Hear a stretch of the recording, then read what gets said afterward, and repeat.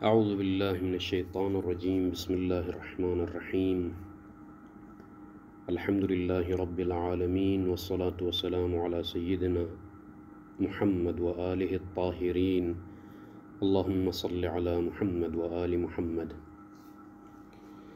ومما ذکرنا ظہر الجواب عما لو وقع العقد من الفضولی قاصدا لترتیب الاثر من دون مراجعة المالک بناء على أن العقد المقرون بهذا القصد قبيح محرم لا نفس القصد المقرون بهذا العقد۔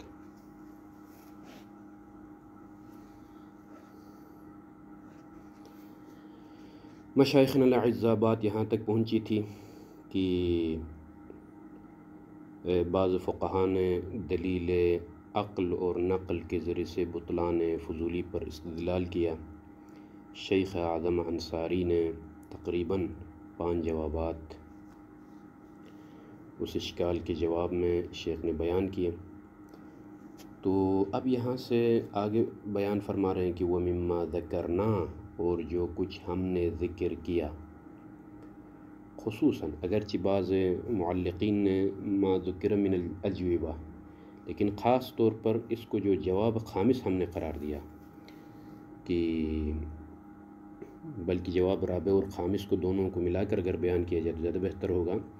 مع ان تحریمہ لا يدل على الفساد، اس کے بعد مع انه لو دل لدل على بطلان البيع بمعنى عدم ترتب الاثر عليه وعدم استقلال في ذلك۔ یہ جو چوتھا جواب اور 5واں جواب ہے، خصوصاً اولا حرمت تکلیفی فساد پر دلالت نہیں کرتی ہے، یعنی حرمت تکلیفی اور فساد اور بطلان جو کہ حکم وضعی ہے، دونوں کے درمیان ملازمہ نہیں ہے کہ جہاں جہاں حرام ہو وہاں پر معاملہ فاسد بھی ہو۔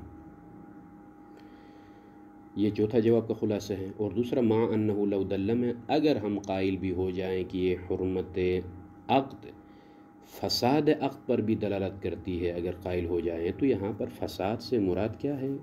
اثر مترتب نہیں کرنا ہے، یعنی اسی عقد فضولی کو عقد تام نہیں لینا ہے، عقد تام مراد نہیں لینا ہے، اور اسی عقد کو عقد مستقل قرار نہیں دینا ہے، یہ مراد ہے فساد سے، نہیں کہ فساد سے مراد سرے سے ہی اصلاً بلے یہ عقد باطل ہے، نہیں، عقد باطل اور فاسد ہونے کا مطلب یہ ہے کہ اس میں صحت شانی پائی جاتی ہے، صحت فعلی نہیں پائی جاتی، جو کہ اول فضولی میں یہ مطلب بیان ہوا ہے۔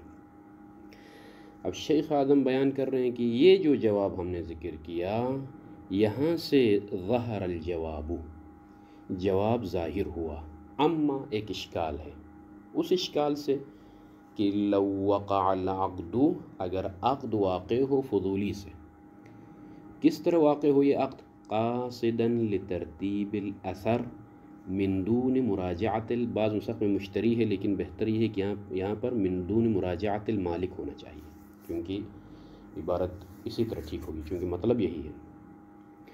فرض کیجئے اگر مشتری نے بلے عقد کو انجام دیا ہے اس قصد کے ساتھ کہ اسی عقد پر ہی میں جو ہے کیا ہے اثر مترتب کروں گا، بغیر کسی مراجعے کے، یعنی مالک سے اجازت لیے بغیر اسی پر میں اثر عقد کو مرتب کروں گا کہہ کر یہ قصد کیا، تو یہاں پر پھر 2 احتمالات آپ کے سامنے ہیں، 2 احتمالات۔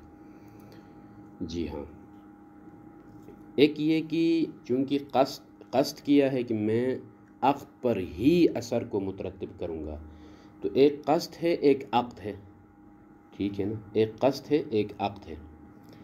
آیا یہاں پر یہ 2 احتمال، خود عقد حرام ہے، ٹھیک ہے نا، یا قصد حرام ہے۔ قصد قبح فاعلی کہا جاتا ہے، قصد کو قبح فاعلی، قصد چونکہ اس کا ٹھیک نہیں کہ میں اسی پر ہی اثر مترتب کروں، اور جو فعل انجام دیا ہے وہ کیا ہے؟ عقد، کلام کا اجراء، انشاء، یہ ہے قبح فعلی، یہ فعل قبیح ہے۔ تو کہتے ہیں کہ ابھی اشکال کس طرح وارد ہوگا؟ اشکال یوں وارد ہوگا کہ جو ہے خود قصد جو قبح فاعلی ہے قصد کرنا، اس پر اثر مترتب نہیں ہوگا، اس لیے کہ یہ حرام نہیں ہے، یہ باہر کے یہ بات ثابت ہے تجری میں۔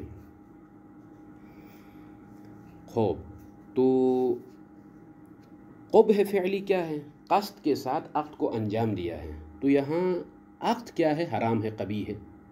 عقد جو کہ قبح فعلی ہے یہ حرام ہے۔ تو اشکال کرنے والا یوں اشکال کرتا ہے کہ اگر بائع فضولی اس قصد کے ساتھ عقد کو انجام دے دے کہ میں اسی عقد پر ہی اثر مترتب کروں گا بغیر رجوع کے مالک کی طرف مجھے جانے کی ضرورت نہیں ہے، تو یہاں یہ اشکال آئے گا۔ کون سا اشکال؟ کہ بھئی اس نے جو قصد کیا ہے وہ قصد قبیح ہے، وہ ہے قبح فاعلی، اور اس قبح فاعلی کے ساتھ جو قبح فعلی کو انجام دیا ہے عقد یہ عقد بھی قبیح ہے اور عقد بھی حرام ہو گیا۔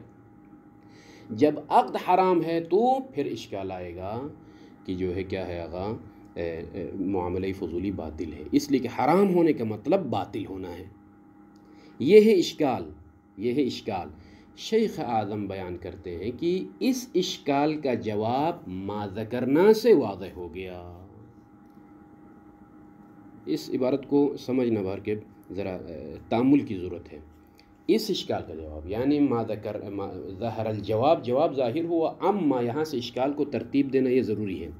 اشکال کو ہم یوں ترتیب دے دیں گے کہ پھر میں تکرار کر رہا ہوں، اشکال تقریب اشکال پھر جواب، ما ذکرنا سے ظاہر ہوا اس کا، کس کا بھئی؟ اس اشکال کا۔ کون سا اشکال؟ تقریب الاشکال، یہ بہت ضروری ہے۔ تقریب اشکال اس طرح سے ہے کہ بائع فضولی نے قصد کیا، کیا قصد کیا؟ کہ میں اثر فعلی کو مرتب کروں گا اسی عقد کے اوپر مالک سے پوچھے بغیر، مالک سے اجازت لیے بغیر۔ تو یہاں قصد بھی قبیح ہے، لیکن اس کو کیا کہیں گے؟ قصد کو قبح فاعلی، اور عقد کو انجام دینا، صیغہ عقد کو اجرا کرنا، یہ ہے فعل قبیح۔ ٹھیک ہے، اب یہ عقد جو کہ فعل قبیح ہے اس عقد کے ساتھ، اس قصد کے ساتھ انجام پا گیا ہے، ھذا العقد قبیح، یعنی شنو قبیح؟ یعنی محرم، حرام ہے۔ جب عقد حرام ہے تو یہاں سے آگے پھر بیان کر اشکال کو، جب عقد حرام ہے تو اس کا مطلب یہ ہے کہ باطل ہے، اس لیے کہ حرمت کا مطلب کیا ہے؟ باطل ہونا ہے۔ اس طریقے سے اشکال کیا۔ شیخ اعظم فرماتے ہیں کہ ما ذکرنا سے اس کا جواب واضح ہو گیا۔ کیسے واضح ہو گیا؟ ابھی رب دے جواب رابع اور خامس میں جو کچھ بیان ہوا۔ اولاً ہم یہ کہیں گے کہ یہ حرمت تکلیفی ہے، یہ حرمت تکلیفی فساد بے پر دلالت نہیں کرتی ہے، اس لیے کہ دونوں میں ملازمہ نہیں ہے کہ جہاں حرمت ہو وہاں فساد بھی ہو۔ یہ چوتھا جواب کا خلاصہ تھا۔ اور اگر ہم تسلیم بھی کریں، ذرا تنازل کر کے، اگر حرمت دلالت بھی کرے فساد بے پر، بطلان بے پر، تو فساد اور بطلان بے سے مراد باب فضولی میں کیا ہے؟ اثر فعلی مرتب نہیں ہونا ہے، اثر فعلی کو مرتب نہیں کرنا ہے۔ اور یہ تو قائل بصحت فضولی بھی کہتا ہے کہ جو ہے عقد فضولی تام نہیں ہے، اثر مترتب نہیں ہوگا، فساد کا معنی یہ ہے۔ تو یہ یہاں تک مطلب ہو گیا۔ اب شیخ یہاں پر ایک اور چیز اضافہ کرتے ہیں کہ یہ ابہام نہ ہوئی عبارت میں کہ لترتیب الاثر من دون مراجعۃ المشتری، یہ بناءً اشارہ ہے اس بات کی طرف کہ جو میں نے اشکال میں وضاحت کی کہ یہ اشکال کیسے وارد ہو گیا، علی ان العقد الفضولی، اس بنا پر یہ اشکال سامنے آ رہا ہے۔ دوسری ایک صورت آ رہی ہے، اس بنا پر اشکال وارد نہیں ہوگا، وہ یہ صورت ہے جس کو میں نے کہا کہ عقد قبح فعلی پر اشکال وارد ہوگا، نہ قبح فاعلی پر۔ وہ یہ ہے بناءً علی ان العقد، وہ عقد جو کہ فعل ہے، ہاں یہ عقد فعل ہے، کام ہے جو خارج میں انجام پا گیا ہے، المقرونہ، یہ عقد جو کہ مقرون ہے کس کے ساتھ؟ قریب ہے، کس کے ساتھ؟ بہذا القصد، اس قصد کے ساتھ۔ کون سا قصد؟ یہ اوپر اس نے جو قصد کیا جو ہے اسی عقد پر ہی میں اثر فعلی کو مرتب کروں گا، مالک کی طرف رجوع کیے گا۔ یہ عقد قبیح محرم، یہ عقد قبیح بھی ہے، یعنی قباحت کا مطلب حرام بھی ہے۔ تو جب حرام ہے تو یہ بے فضولی باطل ہے، حرام ہونے کا مطلب، اس طرح سے اس نے اشکال کیا، اور بے فضولی باطل ہے۔ اس بنا پر یہ اشکال وارد ہوا۔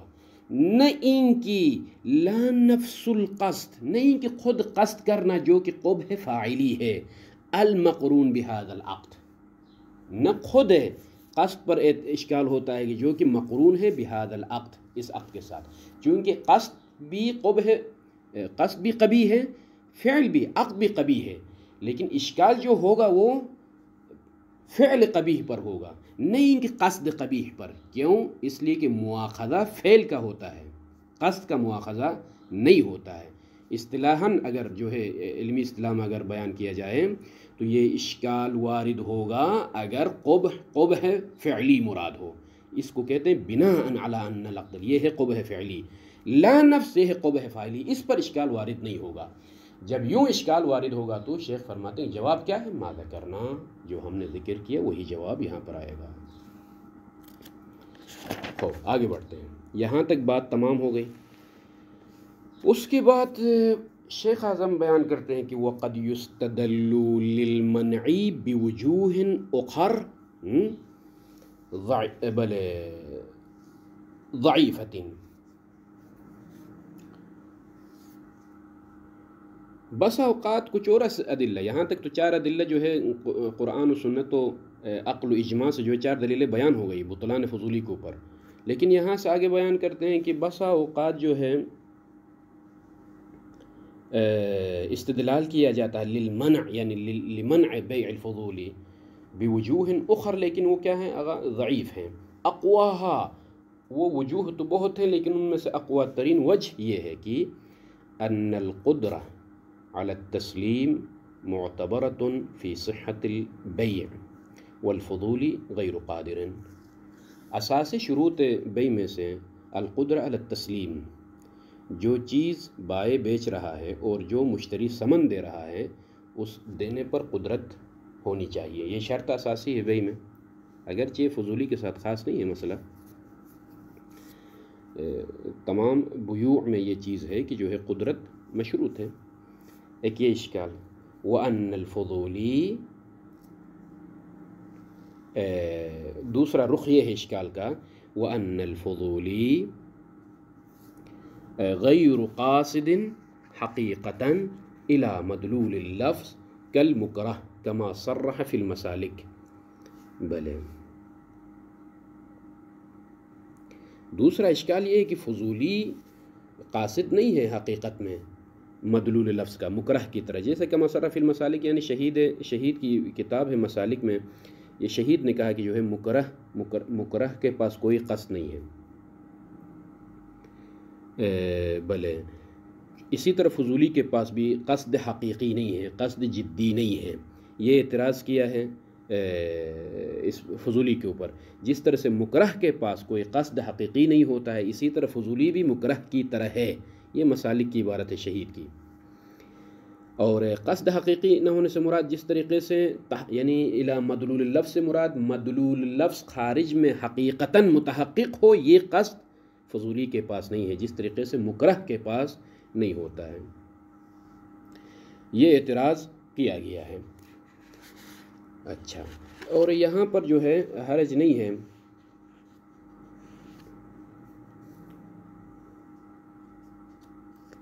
کہ میں یہاں سے جو استاد کی اصطلاح ہے، میرے استاد کی، اگرچہ بعض شروحات میں اس اصطلاح کی طرف اشارہ نہیں ہے کہ یعنی قصد جدی، ایک ہے ارادہ استعمالی، ایک ہے ارادہ جدی، ارادہ جدی نہیں ہے فضولی کے پاس، جس طریقے سے ایک مالک خود اگر معاملہ کرتا ہے، جس طریقے سے وہ قصد کرتا ہے کہ اس لفظ کا مدلول خارج میں متحقق ہو، یہ قصد جدی ہے، یہ مالک کے پاس ہوتا ہے، اما فضولی کے پاس چونکہ اختیار نہیں ہے اس قدر، لہذا اس طرح کا قصد اس کے پاس نہیں ہے، جس طرح سے مکرہ نہیں چاہتا کہ یہ خارج میں متحقق ہو، یعنی تحقق خارجی نہ ہونے میں مثل مکرہ کی طرح ہے۔ خوب، شیخ اعظم جواب دیتے ہیں کہ وَيُضَعَّفُ الْأَوَّلُ، جو پہلا اشکال ہے کہ قدرت علی التسلیم نہیں ہے فضولی کے پاس، چونکہ شرعاً حق نہیں ہے، یعنی قدرت شرعی نہیں ہے، وہ اللہ اگر وہ اٹھا کے دینا چاہے تو وہ مشکل نہیں ہے، اس کے پاس ممکن ہے چیز ہو تو یہ کر سکتا ہے، لیکن شرعاً اجازت نہیں ہے کہ مالک سے پوچھے بغیر چیز کو تسلیم کرے، دے دے کسی کو۔ تو جواب یہ ہے کہ اولاً بین قوسین ایک جواب ہے، ویضعف الاول مضافا الی ان الفضولی قد یکون قادرا علی ارضاء المالک۔ پہلا جواب یہ ہے ہمارا کہ قدرت علی التسلیم نہیں ہے، یہ کس نے کہا؟ ممکن ہے بس اوقات جو ہے فضولی جا کر چالاک آدمی ہوگا اور مالک سے افہام تفہیم کر کے اس کو منوائے، ٹھیک ہے نہیں، قبول کروا کے جو ہے چیز حاصل کرو اور دے دے۔ کیا مشکل ہے اس میں؟ کوئی عقلی محال تو نہیں ہے اس میں کہ جو ہے مالک راضی نہیں ہوگا۔ ممکن ہے مالک راضی ہو اور دے دے چیز فضولی کو اور وہ جا کے حوالہ کر دے مشتری کو، یہ ایک ممکن ہے۔ ثانیاً ویضعف الاول، دوسرا جواب بأن هذا الشرط، یہ جو قدرت علی التسلیم کی شرط ہے، غیر معتبر فی العاقد قطعا، عاقد عقد انجام دینے والا یعنی فضولی جو کہ ہماری مثال میں، اس میں یہ شرط نہیں ہے، بل یکفی تحققہ، بلکہ کافی ہے اس شرط کا متحقق ہونا، فی المالک۔ اب چونکہ فضولی نے قصد بلے عقد کو انجام دیا ہے، تو آیا فضولی کے پاس ہی قدرت علی التسلیم کی شرط یہ ضروری ہے؟ نہیں، قطعاً یہ ضروری نہیں ہے، بل یکفی هذا الشرط تحقق فی المالک۔ فضولی نے عقد کو انجام دیا اور مالک سے جا کے جب پوچھتا ہے آپ راضی ہیں؟ ہاں، بس مالک کے پاس اگر دینے کی صلاحیت ہے تو ختم۔ اب فضولی کے پاس ہی ہو شرط، یہ بھی یہ قطعاً ثابت نہیں ہے۔ خوب، یا یہ کہ ٹھیک، فحینئذ جب عاقد میں شرط نہیں ہے بلکہ کافی ہے مالک میں، تو یشترط فی صحت العقد،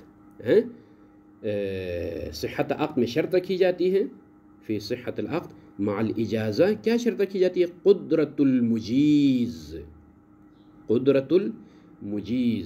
علی تسلیمہ، علی تسلیم المال مثلا او تسلیم المبیع، او قدرت المشتری علی تسلمہ علی ما سیجی۔ بس جو مین شرط ہے وہ یہ کہ جو ہے یشترط فی صحت عقد الفضولی، ماذا یشترط؟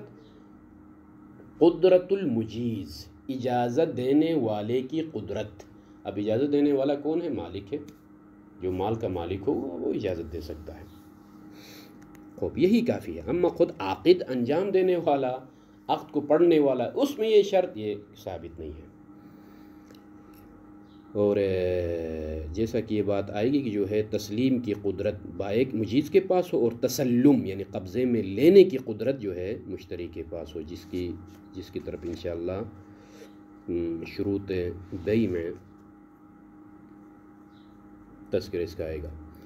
خوب، یہ پہلا اشکال کا جواب۔ دوسرا جو اشکال تھا کہ جو ہے بھئی قصد نہیں ہے فضولی میں، تو جواب یہ ہے کہ وَيُضَعَّفُ الثَّانِي بأن المعتبر في العقد هو هذا القدر من القصد الموجود في الفضول والمكره۔ کہتے ہیں کہ جو ہے جو صحت عقد میں معتبر ہے قصد کا ہونا، وہ قصد کس مقدار میں ہو؟ کہتے ہیں هو هذا القدر، یہی مقدار جو من القصد، قصد میں سے جو مقدار موجود ہے فی الفضول والمکرہ میں، یہی کافی ہے۔ اس کو اصطلاحاً سیدنا الاستاذ حفظہ اللہ نے جو تعلیقہ ہے میرا، یہی میں نے لکھا ہے کہ اگرچہ بعض شراح نے اس کی طرف اشارہ نہیں کیا، لیکن ہے مطلب یہی ہے کہ جو ہے یہی مقدار جو قصد میں سے ہے یہی کافی ہے۔ یعنی کیا مطلب؟ یہی استعمال لفظ جس کو ہم ارادہ استعمالی کہتے ہیں، قصد استعمالی کہتے ہیں، ارادہ استعمالی، یہی مقدار کافی ہے۔ اما ارادہ جدی و حقیقی مثل مالک، یہ ضروری ہے اس حد تک ہونا، یہ ہے، اس کو آپ نفی نہیں کر سکتے ہیں، یہ چیز ہے، بس اس مقدار میں یہی کافی ہے۔ لا ازید منہ، اس مقدار سے زیادہ مطلوب نہیں ہے صحت عقد کے لیے، مثلا قصد جدی ہو فلان ہو، یہ ضروری نہیں ہے۔ بدلیل الاجماع، کیا دلیل ہے اس پر اس مقدار میں ہونا کافی ہے، جدی ہونا ضروری نہیں ہے؟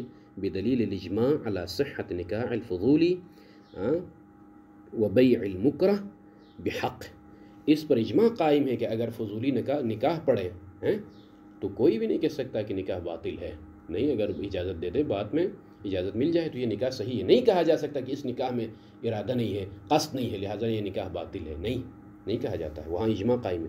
اسی طرح بیع المکرہ بحق، یعنی وہ مکرہ جو حق پر اس پر اکراہ کیا جاتا ہے، ظلم نہیں، مثلا حاکم شرعی نے مجبور کیا کسی کو کہ بھائی تم کو یہ کرنا پڑے گا، تو مثلا فرض کیجئے اگر انکار کر رہا ہے قرض وغیرہ دینے کے لیے اور کوئی حل نہیں ہے، تو حاکم شرع کے پاس اگر جائیں تو حاکم شرع فرض کیجیے مجبور کرے کہ تمہیں مثلا اپنے مال زمین بیچ کے جو ہے قرض ادا کرنا پڑے گا، تو یہاں اجبار علی الحق ہے، بحق ہے، اکراہ بحق ہے، تو یہاں پر بھی سب نے کہا کہ یہ بیع متحقق ہوتی ہے۔ تو پھر یہاں پر کون سا قصد موجود ہے، کون سا ارادہ موجود ہے؟ کسی نے نہیں کہا کہ یہاں پر جو ہے ارادہ جدی و بلے قصد جدی نہیں ہے لہٰذا یہ والا بیع باطل ہے، یہ والا نکاح باطل، کسی نے نہیں کہا، اجماع قائم ہے۔ لہٰذا جب ایسا ہے تو فضولی جو انجام دے رہا ہے بیع کو، وہاں پر بھی ہمیں کہنا پڑے گا یہ جس مقدار میں الفاظ استعمال کر رہا ہے یہی ارادہ استعمالی کافی ہے، بس اس سے زیادہ مطلوب نہیں ہے۔ ختم، یہاں تک بات ہو گئی۔ یہاں سے آگے بڑھی آگا یہ جو آخری مقطع ہے اس کو ذرا سیریس لے لیں۔ اگر کوئی یہ دعویٰ کرے، اشکال ہے، گویا کہ انہ مقام اشکال، فإن الدعوى عدم اعتبار القصد في ذلك للإجماع كما ترى، یہ کما ترى شیخ اعظم کا اعتراض ہے۔ اور اشکال کیا ہے؟ کوئی یہ کہے شیخ اعظم سے، شیخنا الاعظم آپ نے جو جواب دیا کہ قصد جدی مطلوب نہیں ہے، بس یہی قصد استعمالی الفاظ کا استعمال جو ہے یہی کافی ہے کہا، اور اس پر آپ نے اجماع کا دعویٰ کیا کہ جو ہے جیسے صحت نکاح فضولی اور بیع المکرہ بحق اس پر اجماع ہے، اور اس میں وہ حالانکہ جدی نہیں ہے، بس ختم یہی الفاظ کے حد تک قصد موجود ہے۔ اگر کوئی یہ دعویٰ کرے، یہ کہے کہ بھئی عدم اعتبار القصد، قصد معتبر نہیں ہے، فی ذالک، فی ذالک یعنی یہ جو نکاح فضولی اور بیع مکرہ بحق کی مثال جو لے کر آئے ہیں شیخ اعظم انصاری، یہ چیز خارج ہے، مستثنیٰ ہے، یہ چیز مستثنیٰ ہے اور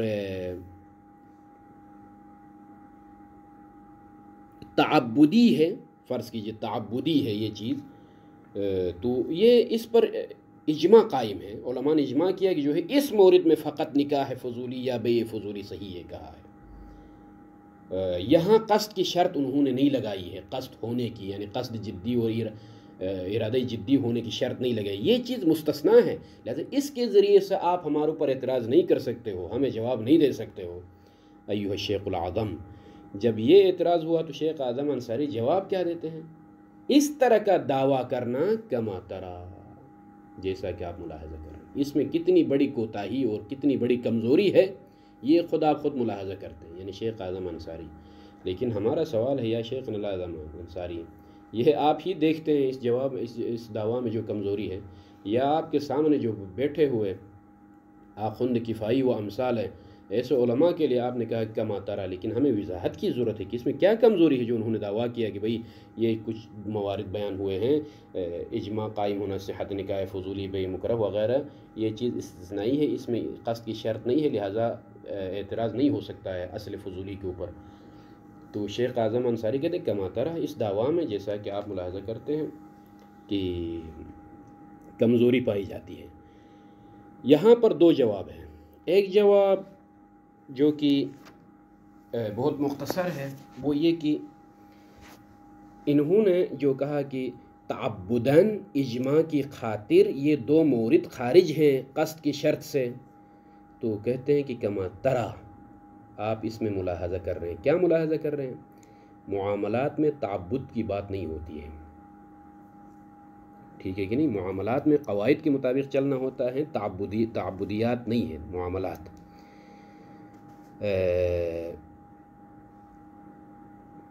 خوب، تو یہ پہلا جواب ہے۔ دوسرا جواب جو کہ علمی ہے وہ یہ کہ گویا اس دعویٰ کا برگشت کیا ہے؟ مشائخ نے دعویٰ کا برگشت یہ ہے کہ ایک قاعدہ ہمارے پاس ہے، وہ قاعدہ کیا ہے؟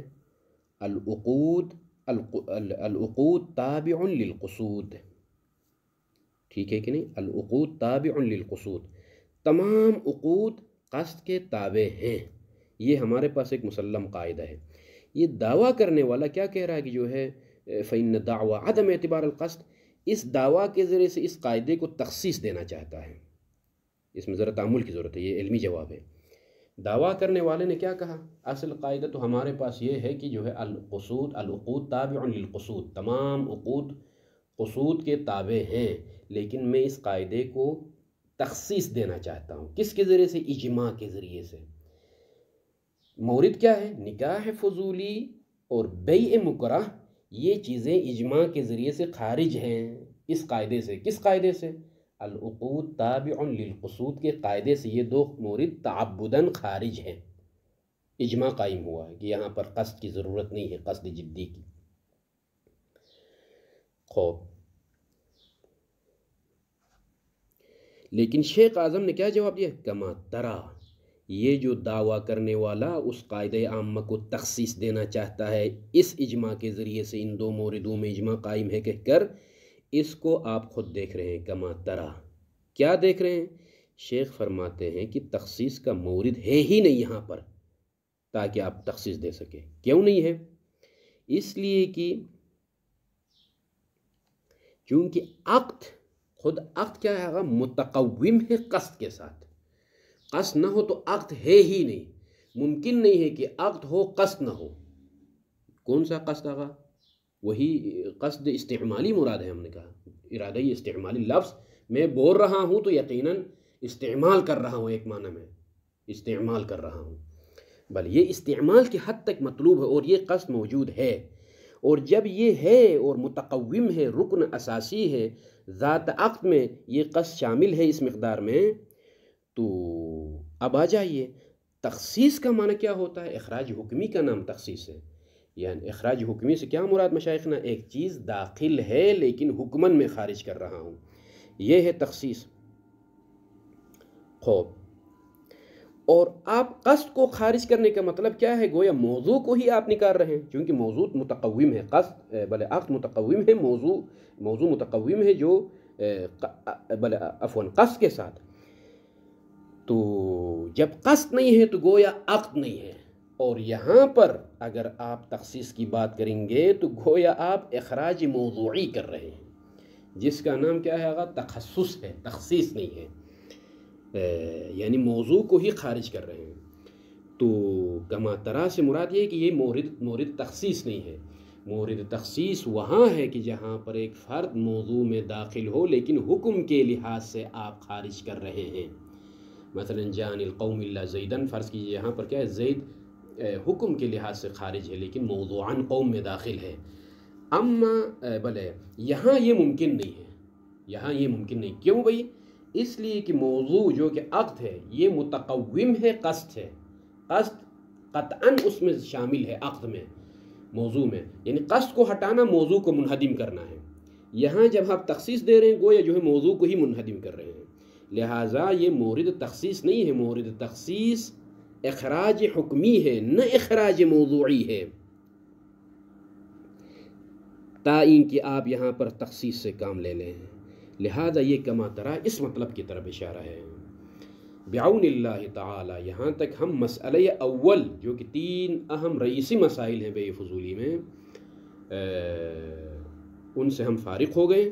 ادلہ صحت و ادلہ بطلان بیان ہو گئے، اور اگر ان مطالب میں اگر چونکہ ابھی اندازہ نہیں ہو رہا ہے، طالب علم سامنے ہو تو اندازہ ہوتا ہے کہ جو ہے مطلب واضح ہوا ہے یا نہیں ہوا ہے۔ اگر کسی برادر کو درس سنتے ہوئے کسی عبارت میں کسی مطلب میں تأمل ہو یا میرے بیان پر کوئی اعتراض ہو جو میں نے بلے خطا لسانی یا جو ہے سبقت لسانی میں کوئی مطلب آگے پیچھے ہوا ہو تو ضرور مجھے آگاہ کریں میسیج کے ذریعے سے، اور انشاءاللہ تعالی مسئلہ ثانیہ میں داخل ہو جائیں گے آنے والے درس میں۔